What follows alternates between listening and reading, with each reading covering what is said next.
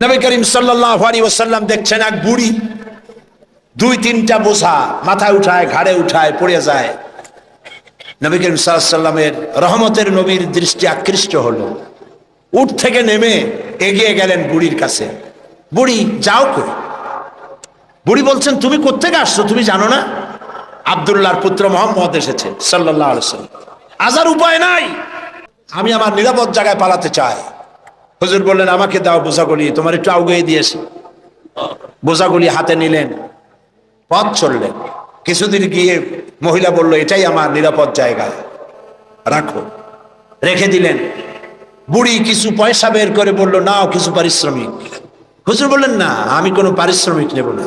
বুড়ির চোখ এত বড় হয়ে গেছে। কাউকে এই দেশে মানুষ মানুষের উপকার করে বিনা পয়সায়? আশ্চর্য! তুমি পয়সা নেবে না? কে তুমি? আল্লাহর নবী বলেন, বুড়িমা, যার ভয়েতে তুমি কাবা শরীফের নিকট থেকে নিরাপদ জায়গা যেটাকে মনে করেছে এই পর্যন্ত এসেছো, আমি সেই মক্কা নগরীর আব্দুল্লাহর এতিম পুত্র নবী মুহাম্মদুর রাসূলুল্লাহ। বুড়ি বলছেন, মুহাম্মদ সাল্লাল্লাহু আলাইহি ওয়াসাল্লাম তোমার বিরুদ্ধে নেতৃবৃন্দ এত বাজে কথা বলেছে, আমরা ভুল বুঝেছি। তুমি এত উদার, এত মহৎ, আগে বুঝতে পারি নাই, জানতে পারি নাই। ভুলের মধ্যে ছিলাম, আমি আর কাফের রইলাম না, আমিও মুসলমান হয়ে গেলাম। লা ইলাহা ইল্লাল্লাহু মুহাম্মাদুর রাসূলুল্লাহ। নবীজি মসজিদে হারামে প্রবেশ করলেন। সব নেতারা কলা পাতা, কচু পাতার মতো থরথর করে কাঁপছে। হুজুর জিজ্ঞেস করলেন, ও কুরাইশের নেতারা, আমার কাছে আজ কি ধরনের ব্যবহার তোমরা আশা করো? তারা বললেন, ওদের রূহ কি আছে ভেতরে? সব ঠোঁটের কাছে এসে গেছে।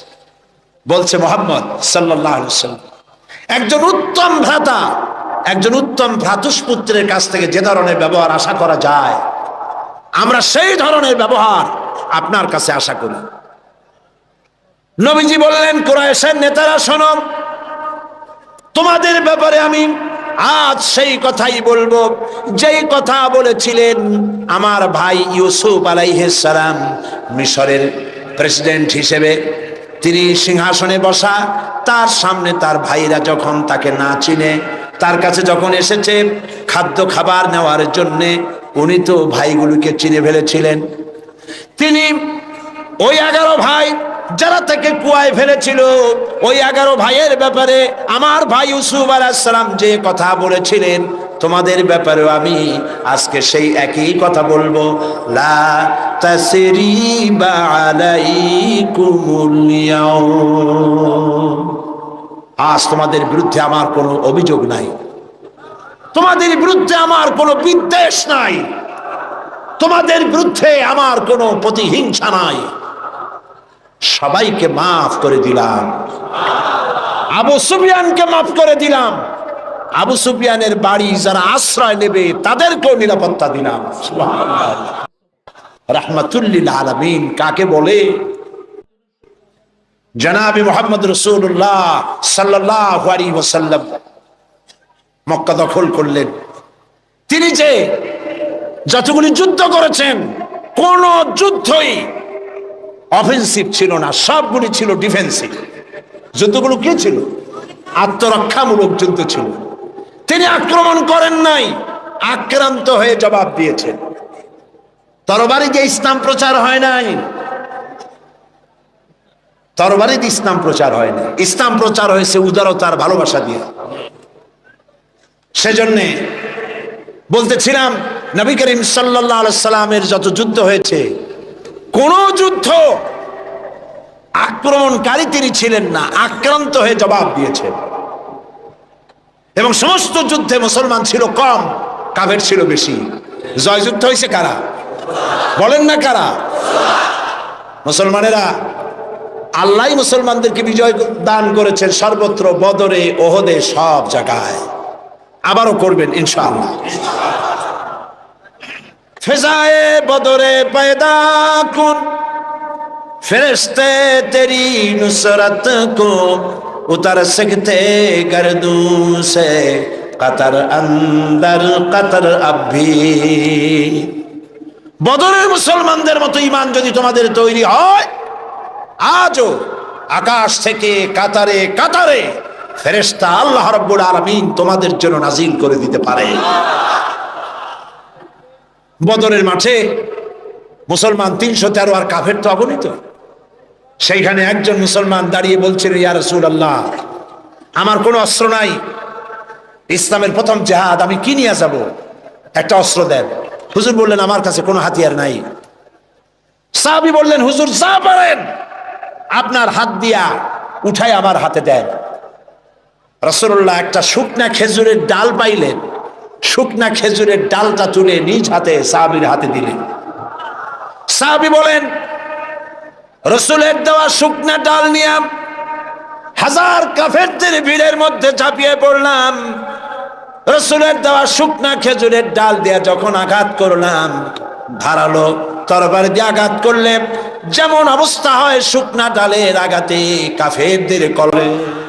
আল্লামা ইকবাল বলেছেন, দস্ত দস্ত दरिया भी न छोड़े हमने, दस्तो दस्त दरिया भी न छोड़े हमने, बहरे जुल्मत पे दौड़ा दिए घोड़े हमने। প্রান্তর তো প্রান্তর শ্রাবণের উত্তাল তরঙ্গমালার উপর দিয়ে টাইগ্রিসের বুক ঝাঁপায়া অশ্ববাহিনী সাথে করে নিয়ে আমরা দরিয়া পাড়ি দিয়ে দরিয়ার উপরে আফ্রিকার ভূখণ্ডে গিয়ে ইসলামের পতাকা উড্ডীন করেছি। সেই মুসলমান আমরা। সাদ বিন আবি ওয়াক্কাস রাদিয়াল্লাহু তাআলা আনহু ৬০,০০০ সৈন্য নিয়ে পারস্যের বহরস নগর অবরোধ করে দরিয়া পাড়ি দিয়ে ওপার যাবে। বললেন সাহাবীরা, সামনে দরিয়া পারাপারের জন্য কোনো ব্যবস্থা নাই, কি করতে চাও? ইসলাম দরিয়ার এপারে থাকবে না ওপারেও নিবা? সাহাবীরা বললেন, আপনি যেভাবে নির্দেশ করবেন সেনাপতি, আমরা তাই করব। তিনি বললেন, প্রস্তুত হও, অশ্ববাহিনী, উষ্ট্রারোহী, তীরন্দাজ, তরবারিওয়ালা, যে যে অবস্থা আছো আমার সাথে দরিয়া ঝাঁপায় পড়ো। অন্ধকার রাত, দরিয়ায় উত্তল ঢেউ চলছে। এই ঢেউয়ের মধ্য দিয়ে অশ্বারোহী, উষ্ট্রারোহী ৬০,০০০ সৈন্যের নেতৃত্ব দিচ্ছেন সাদ বিন আবি ওয়াক্কাস। বললেন, পড়ো আমার সাথে, নাস্তাঈনু বিল্লাহি ওয়া নাতাওয়াক্কালু ওয়া নাতাওয়াক্কালু আলাইহি, হাসবুনাল্লাহু নি'মাল ওয়াকিল, নি'মাল মাওলা ওয়া নি'মান নাসীর। ঐতিহাসিকরা লিখছেন, ৬০,০০০ সৈন্য নিয়ে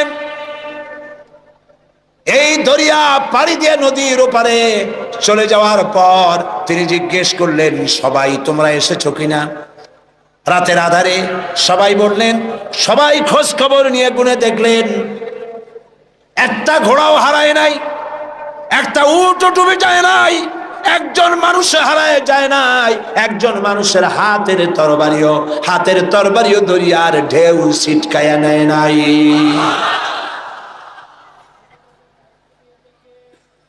আফ্রিকার গভর্নর বুঝতে পেরেছে মুসলমানরা ঢুকেছে। সে তার সেনাপতিকে বলল, এই মুসলমানগুলির জায়গা করে দাও জঙ্গলের কাছে। জঙ্গলের ভিতরে যে সমস্ত হিংস্র প্রাণী আছে ওরাই খাইয়া শেষ করে দেবে, রাতের বেলায় যুদ্ধ করা লাগবে না। তাদেরকে ওখানে থাকতে দেওয়া হলো। হযরত সাদ বললেন, একটা মঞ্চ বানাও সাহাবীরা। একটা মস্ত মঞ্চ বানানো হলো। ইতিহাস শুনুন মুসলমান, আপনার জীবনের গৌরব উজ্জ্বল ইতিহাস মুসলমানরা ভুলে গেছে, যুবকরা ভুলে গেছে। আজকের যুবকরা চিন্তা করেছে তারা সূর্য সেনের উত্তরসূরি। আজকের যুবকরা মনে করছে তারা রবীন্দ্রনাথের উত্তরসূরি।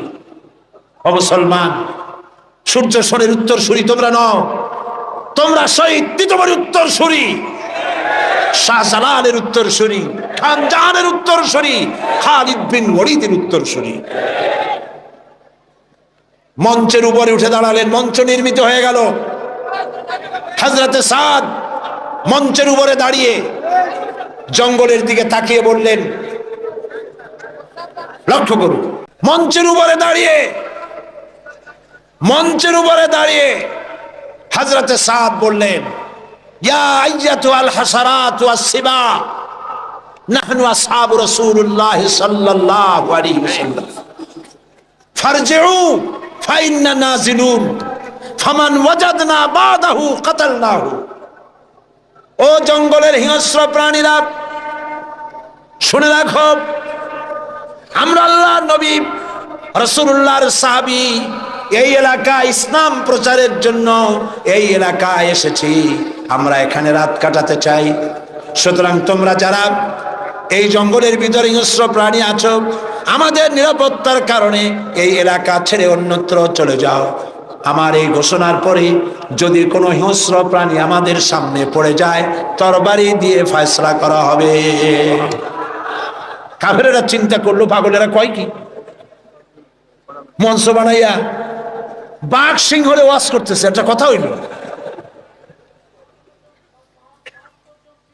কাফেরেরা দেখলো হযরতে সাদের বক্তৃতার পরে মানুষের চক্ষু বিস্ফারিত করে জঙ্গলের ভিতর থেকে সিংহের লাইনে সিংহ, বাঘের লাইনে বাঘ, সাপের লাইনে সাপ, যার যার আন্ডা বাচ্চা মুখে নিয়ে লাইন করে জায়গা ত্যাগ করে চলে গেল। সেই মুসলমান আমরা, আবার সেই দিন ফিরে আসতে পারে, ফিরে আসবে ইনশাআল্লাহ। বলি ইনশাআল্লাহ। মুসলমান জীবন দিতে জানে, জীবন দিতে জানে। মুসলমান তাদের ঈমান নষ্ট করতে পারবে না। আমরা আর কিছু পারবো না, এদেশে বসে দোয়া তো করতে পারবো না, তাও পারবো না কেন? দুদায়েব, চেচনিয়ার প্রেসিডেন্ট দুদায়েব, তিনি রাশিয়ার আক্রমণে যখন চেচনিয়া তছনছ হয়ে যাচ্ছিল, তখন তিনি একটা নিউজ ইন্টারনেটে পাঠিয়েছিলেন। দৈনিক ইনকিলাব পত্রিকায় সেই খবরটা ছাপা হয়েছিল। তিনি বলেছিলেন, ও পৃথিবীর মুসলমানেরা, রাশিয়া আমাদের মারতেছে, আমাদের খাবার নাই, পড়ার নাই, প্রতিদিন আমরা মরছি, তোমরা আমাদেরকে খাবার দিলে না, আমাদেরকে অস্ত্র দিলে না, আমাদেরকে টাকা দিলে না, আমাদেরকে কিচ্ছু দিলে না, আমাদের পক্ষে কথাও বললে না। ও পৃথিবীর মুসলমানেরা, আচ্ছা এইটুকুনও কি করতে পারো না যে গভীর রাত্রে 2 রাকাত তাহাজ্জুদের নামাজ পড়ে আল্লাহর কাছে 2টি হাত উঁচু করে এ কথাও কি বলতে পারো না যে আল্লাহ, ও আল্লাহ, তুমি তো সেই আল্লাহ যে বদরের মাঠে ফেরেশতা দিয়া সাহায্য করেছিলে, তুমি তো সেই আল্লাহ যে ফেরেশতা দিয়া ওহদে সাহায্য করেছিলে। ও আল্লাহ, তুমি দয়া করে সেই ফেরেশতাগুলি দিয়ে চেচনিয়ার মুসলমানদেরকে সাহায্য করো। ও পৃথিবীর মুসলমান, এটুকুনও কি করতে পারো না আমাদের জন্যে? আজ আফগানের মুসলমানেরাও তাদের কথা, তাদের খবর ছড়ায় না। ওরা মারে, এটা ছড়ায়, কিন্তু এরা কত মারে সেইটা বলার মতো, সেইটা নিউজ দেওয়ার মতো নিউজ মিডিয়াও তাদের হাতে নাই। তাদের সাহায্য করার জন্য আল্লাহ ছাড়া কেউ নাই। এই জন্য আজ প্রাণ ভরে দোয়া করতে হবে আফগানের মুসলমানদের জন্য। আমি বাংলাদেশের এক ছোট্ট ব্যক্তি, আল্লাহর এক নগণ্য গোলাম। আমি বিশ্বাস করি, মনে প্রাণে বিশ্বাস করি, আজ হোক কাল হোক, কাবা শরীফ ভাঙতে এসে আব্রাহার যে দশা করেছিলেন আল্লাহ, আফগানিস্তানের বুকে বুশের সেই দশা আল্লাহ করে দিবেন। বুশ হবে ইতিহাসের শেষ আব্রাহা ইনশাআল্লাহ।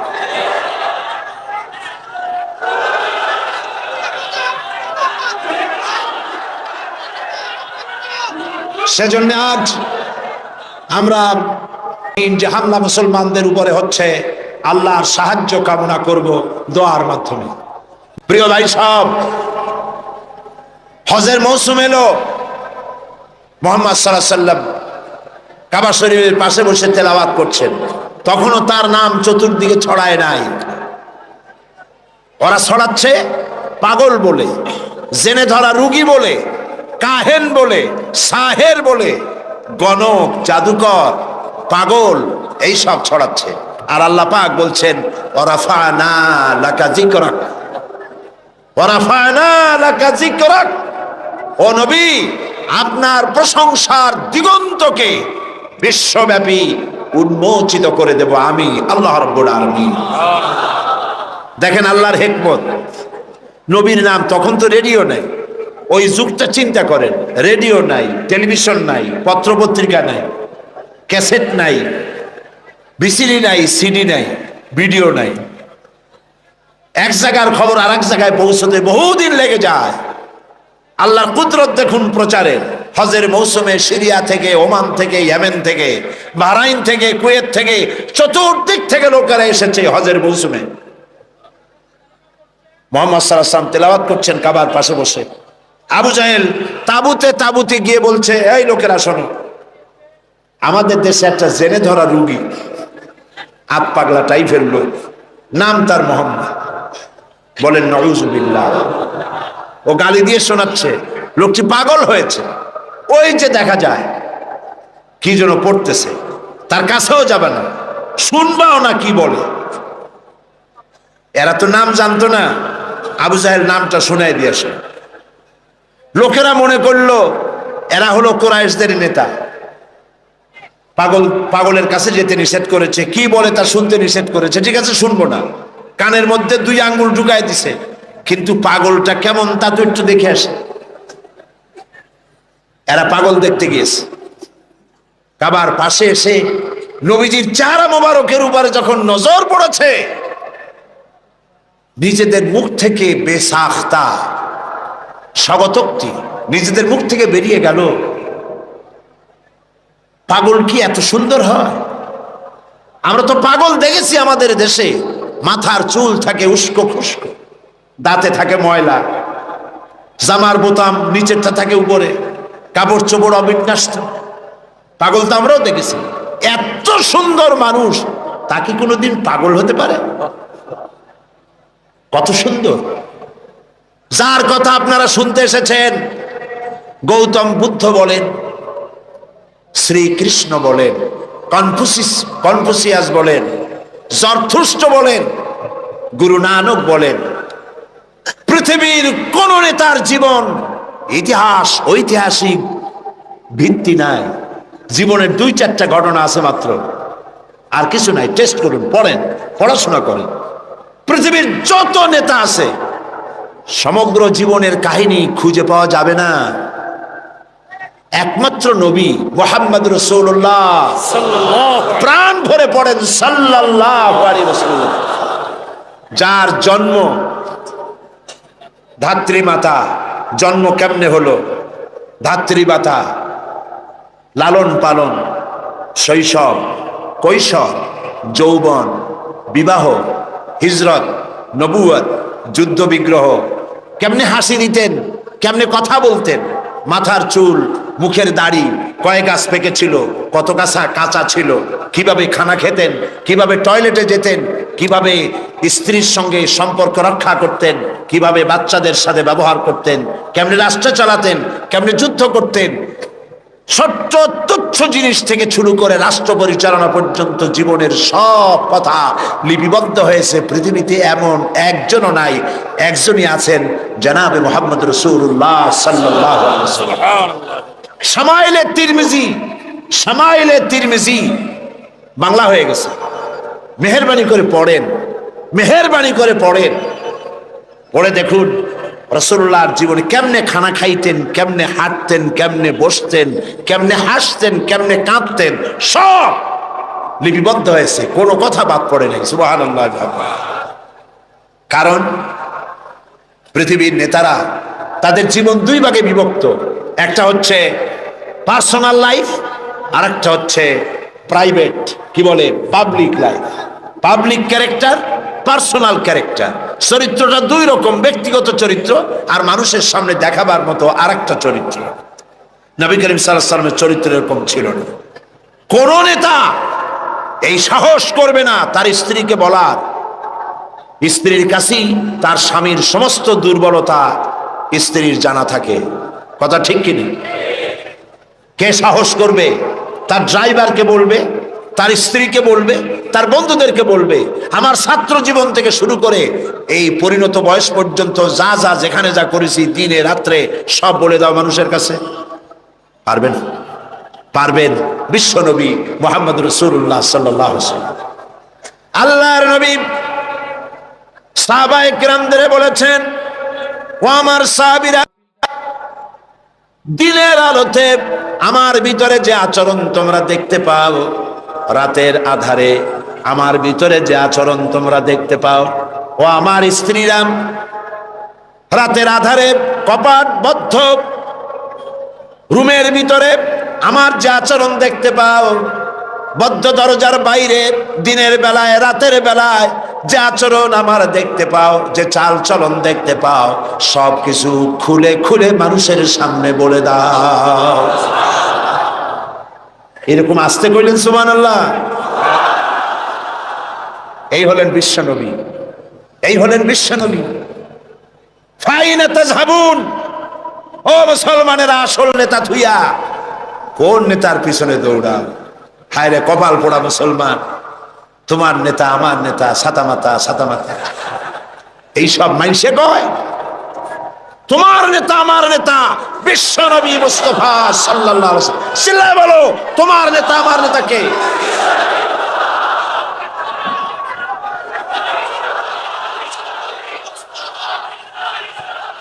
জনাবে মুহাম্মদ রাসূলুল্লাহ, জনাবে মুহাম্মদ রাসূলুল্লাহ। সবাই বলেন সাল্লাল্লাহু আলাইহি ওয়াসাল্লাম। সুবহানাল্লাহ, কি চরিত্র, কি সুন্দর। হযরত আনাস রাদিয়াল্লাহু তাআলা আনহু 8.5 বছরের কিশোর, একেবারে বাচ্চা না, 8.5 বছরের কিশোর মুহাম্মদ সাল্লাল্লাহু আলাইহি ওয়াসাল্লামের খেদমতে নিয়োজিত হয়েছেন। আপনারাই বলেন, 8.5 বছরের ছেলে, সে কি সব কথা বোঝে? তারে যদি বলা হয় গরম পানি আনো, সে তো ফ্রিজের পানি নিয়ে আসবে, বুঝতে পারবে না। স্যান্ডেল আনো, আনবে জুতা। বিছানা বিছাও, বিছানা উঠায় থবে। ছোট্ট মানুষ তো, ভুল হইতেই পারে। সে আনাস রাদিয়াল্লাহু তাআলা আনহু কি বলছেন রাসূল সম্পর্কে, আহারে। হযরত আনাস বলেন, 8.5 বছর বয়স থেকে নিয়ে একটানা 10 বছর পর্যন্ত নবী মুহাম্মদ রাসূলুল্লাহ সাল্লাল্লাহু আলাইহি ওয়াসাল্লামের খাদেম হিসেবে হুজুরের সাথে থাকার সৌভাগ্য আমার হয়েছিল। 10টি বছরের ভিতরে একটি বারের জন্য আল্লাহর নবী আমাকে চোখ রাঙায়া ধমকের সুরে একবারও বলেন নাই, আনাস এটা কেন করেছো অথবা এটা কেন করো নাই। সেই হযরত আনাস বলেন, একবার নিয়ে গেলাম রাসূলকে আমার বাড়ি দাওয়াত খাওয়াইতে। হুজুর সাল্লাল্লাহু আলাইহি ওয়াসাল্লাম আমার বাড়িতে খানা খেয়ে বাইরে বেরিয়েছেন। ওটা ছিল পূর্ণিমার রাত। আমার মা বাইরে এসে একবার পূর্ণিমার চাঁদের দিকে তাকান, আর একবার রাসূলের চেহারার দিকে তাকান, বারবার তাকাতাকি করছে। আমি প্রশ্ন করলাম, মা, পূর্ণিমার চাঁদ আর রাসূলের চেহারায় বারবার তাকাইয়া দেখো কি? মা আমার বলল, আনাস রে, আমি পূর্ণিমার চাঁদ আর রাসূলের চেহারার সঙ্গে কম্পেয়ার করতেছিলাম, তুলনা করতেছিলাম। আমার মনে হলো নবীজি যখন ঘরের থেকে বাইরে নেমেছেন, নবীজির চেহারার সামনে, নবীজির চেহারার সৌন্দর্যের সামনে পূর্ণিমার চাঁদ যেন ম্লান হয়ে গিয়েছে। পূর্ণিমার চাঁদের মধ্যে কলঙ্ক কালিমা আছে, আল্লাহর নবীর চেহারার ভিতরে কোনো কালিমা দেখতে পেলাম না। রাসূলুল্লাহর এই চেহারা দেখে বিভিন্ন দেশ থেকে আগত কাফেরেরা হুজুরের চেহারা দেখে পাগল হয়ে গেছে। তারা নিজেরাই বলতেছে, পাগলের সুরত এইরকম হয় নাকি? অসম্ভব, নিশ্চয়ই এই লোকটি পাগল নয়। আচ্ছা কি বলে শুনি। কানের মধ্যে তো আঙ্গুল দেওয়া ছিল, আঙ্গুল বাইর করে বেড়াচ্ছে। নবীজি তেলাওয়াত, হুজুর সাল্লাল্লাহু আলাইহি ওয়াসাল্লাম তেলাওয়াত করছেন। ভালো কারি যারা, সুন্দর গলার আওয়াজ আল্লাহ যাদেরকে দান করেছেন, সেই সুন্দর গলার আওয়াজ দিয়ে যখন তেলাওয়াত করে কারি, কেমন লাগে? খারাপ লাগে না মজা লাগে? এই যে আব্দুর রহমান আস-সুদাইস, শেখ আব্দুর রহমান আস-সুদাইস ইমাম খতিব মসজিদুল হারাম মক্কা আল মুকাররমা, আব্দুর রহমান আল হুজাইফি ইমাম খতিব মসজিদ আন নববী আশ শরীফ মদিনা আল মুনাওয়ারা। সুবহানাল্লাহ। এইসব কারীদের তেলাওয়াত কেমন লাগে? কারি আব্দুল সামাদ আব্দুল বাসেত, একজন আমেরিকা আমাকে বলেছিল যে কারি আব্দুল বাসেত যখন তার মায়ের পেট থেকে দুনিয়া আসছিল, তার মা যে কত কত কেজি মিশ্রি তারে খাওয়াইছিল, চিনি খাওয়াইছিল আল্লাহই জানে। সুবহানাল্লাহ। সাধারণ মানুষের তেলাওয়াত শুনলে চোখ দিয়ে অর্থ বোঝে না, চোখ দিয়ে পানি পড়তে থাকে। কোরআনের প্রতি যাদের মহব্বত আছে অর্থ বোঝে না, চোখ দিয়ে পানি পড়ে। এ কোনো সাধারণ কারি নয়। এখন তেলাওয়াত করতেছেন তিনি যার উপরে কোরআন নাজিল হয়েছে। সুবহানাল্লাহ। আল্লাহর নবীর তেলাওয়াত কাফেরদের কানের মধ্য দিয়া কলিজার ভিতরে প্রবেশ করা শুরু করে দিয়েছে। বাইরের থেকে যে লোকগুলি আসলো নবীজির মুখে তেলাওয়াত শুনে নিজেদের অজান্তেই তাদের মুখ থেকে বেরিয়ে গেল লা ইলাহা ইল্লাল্লাহু মুহাম্মাদুর রাসূলুল্লাহ সাল্লাল্লাহু আলাইহি ওয়াসাল্লাম। তার সম্পর্কে সূরা আন-নাহলের মধ্যে আল্লাহ পাক বলেছেন, নবুয়ত রিসালাত সম্পর্কে আল্লাহ পাক কথাটা এভাবে বলেছেন, وعلى الله قصد السبيل ومنها جائر ولو شاء لهداكم أجمعين। আর সোজা রাস্তা বলে দেওয়ার দায়িত্ব আমার, যেখানে রয়েছে অসংখ্য বাঁকা পথ, আর আমি ইচ্ছে করলে গোটা পৃথিবীর সমস্ত মানব মণ্ডলীকে হেদায়েত করে দিতে পারতাম। সোজা রাস্তা বলে দেওয়ার দায়িত্ব আমার। সেই সোজা রাস্তা বলে দেওয়ার দায়িত্ব আল্লাহ নিজে গ্রহণ করে নবীদের পাঠিয়েছেন। এজন্য পৃথিবীর সর্বশ্রেষ্ঠ মানুষ হলেন আল্লাহর নবীরা। বলুন তো সর্বশ্রেষ্ঠ মানুষ কারা? যাদের কোনো ভুল নাই, ত্রুটি নাই। দুনিয়ায় যত নেতা এসেছেন সমস্ত নেতা কথা বলেছেন, সংগ্রাম করেছেন নিজের দেশের জন্য, সংগ্রাম করেছেন, লড়াই করেছেন, জেল খেটেছেন, কষ্ট করেছেন, বক্তব্য রেখেছেন নিজের দলের জন্য, দেশের জন্য, নিজের ভাষার জন্য, নিজের আঞ্চলিক এলাকার জন্য। ঠিক কিনা বলেন? পৃথিবীর যে কোনো দেশের নেতা এই চরিত্রে, প্রত্যেকটি নেতা, পৃথিবীর যে কোনো নেতার নাম আপনি বলবেন, সব নেতা নিজের অঞ্চল, নিজের ভাষা, নিজের মানুষ, নিজের দল, এই জন্যই কথা বলেছে সারা দুনিয়ায়।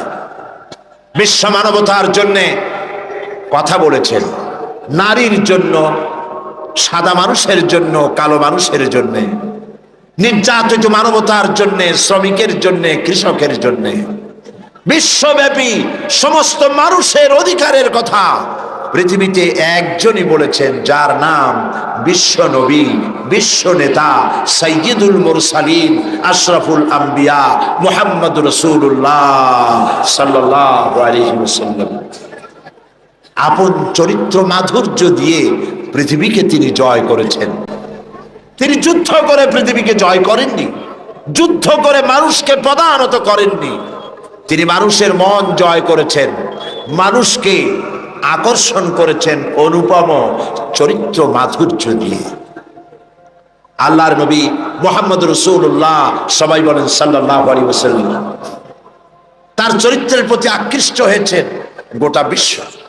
আল্লাহ পাক নিজেই যার চরিত্রের সার্টিফিকেট দিচ্ছেন। আল্লাহ রাব্বুল আলামিন বলেন, ওয়া ইন্নাকা লাআলা খুলুকিন আযীম।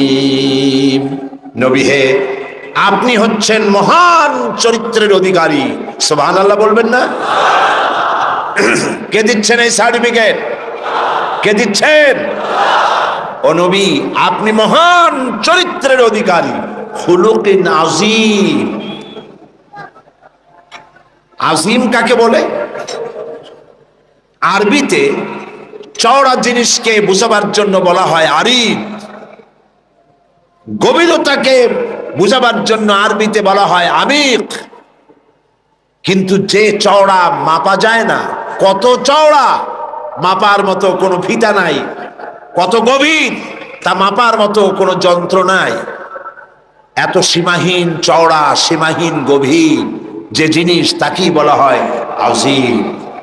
নবী হে, আপনি এমন মহান চরিত্রের অধিকারী যা পৃথিবী কেউ মেপে কুলাতে পারবে না। সুবহানাল্লাহ। এই সার্টিফিকেট দিচ্ছেন আল্লাহ রব্বুল আলামিন নিজেই। পৃথিবীর মধ্যখানে আল্লাহ তাকে পাঠালেন। শৈশব, কৈশোর, যৌবন কাটালেন যে মানুষদের মধ্যে, তারা তাকে আল আমিন বলল, সত্যবাদী বলল, বিশ্বাসী বলল। জীবনে একটি মিথ্যে কথা বলেননি। আপনারা বলেন এটা কত বড় কথা, এইটা কত বড় কথা। সারা জীবনে একটি মিথ্যে কথা উচ্চারণ করেননি মুখ দিয়ে। সুবহানাল্লাহ বলবেন না?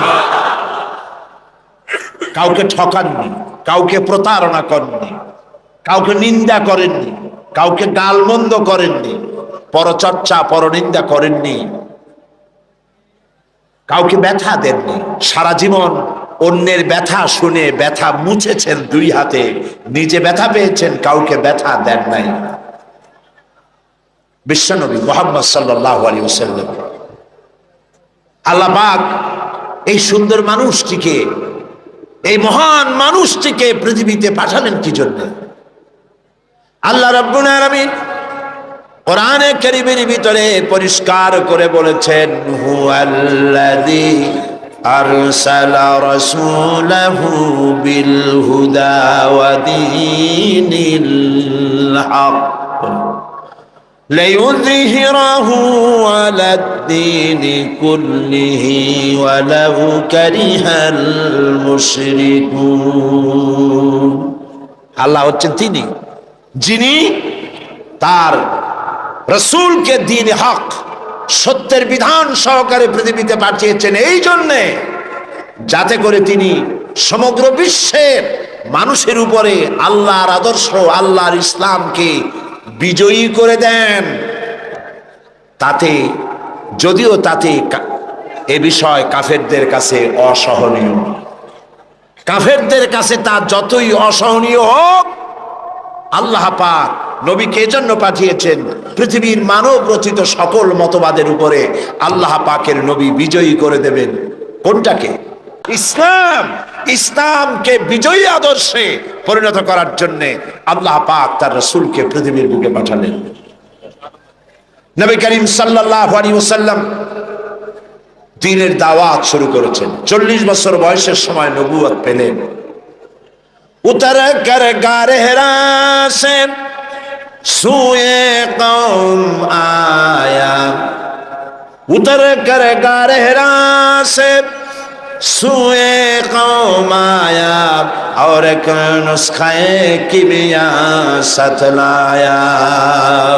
হেরা পাহাড় থেকে নবী করিম সাল্লাল্লাহু আলাইহি সাল্লাম নেমে আসলেন, হাতে আনলেন পরশ পাথর। সেই পরশ পাথরের নাম হচ্ছে কোরআন শরীফ। সুবহানাল্লাহ বলুন। এই পরশ পাথরের সংস্পর্শে যারাই এলো, আল্লাহ রাব্বুল আলামিন তাদেরকে সোনা, লোহাগুলিকে সোনা বানায় দিলেন, কয়লার খণ্ডগুলিকে হীরক খণ্ডে পরিণত করে দিলেন। নবী করিম সাল্লাল্লাহু আলাইহি ওয়াসাল্লাম কাবা শরীফের পাশে বসে তেলাওয়াত করছেন। আবু জাহেল, আবু লাহাবরা, যারা মুহাম্মদ সাল্লাল্লাহু আলাইহি ওয়াসাল্লামকে বলতো আল আমিন, বলতো সাদেক, বলতো, তারা এখন আর এই সম্বোধন করতে রাজি নয়। তারা বুঝতে পেরেছে তাদের আদর্শের দিন শেষ, তাদের নেতৃত্বের দিন শেষ। মুহাম্মদ সাল্লাল্লাহু আলাইহি ওয়াসাল্লাম নতুন এক আদর্শ নিয়ে এসেছেন, এই আদর্শের কাছে যেন কেউ না যেতে পারে। সেই জন্য তারা বলল মুহাম্মদ সাল্লাল্লাহু আলাইহি ওয়াসাল্লাম পাগল হয়ে গেছে। বলেন নাউজুবিল্লাহ। নবী করিম সাল্লাল্লাহু আলাইহি ওয়াসাল্লামকে পাগল বলা হলো। রসুলকে যদি পাগল বলা হয়, আঘাত লাগে কোথায়? আল্লাহর অস্তিত্বে আঘাত লাগে। ওরা মুহাম্মদ সাল্লাল্লাহু আলাইহি ওয়াসাল্লামকে পাগল বলল, আল্লাহ পাক জবাব দিবেন। আল্লাহ রাব্বুল আলামিন কাফিরদের এই গালির জবাবে আল্লাহ পাক শোনায় দিলেন, ওয়ামা সাহিবুকুম বিমাজনুন, তোমাদের সাথী পাগল নন। তোমাদের সাথী সারা জীবন তোমরা যার সাথে ছিলে, পাগলামির কি দেখলে? আসল পাগল কারা তা খুব শীঘ্রই প্রতীয়মান হবে, সকলের সামনে স্পষ্ট হবে।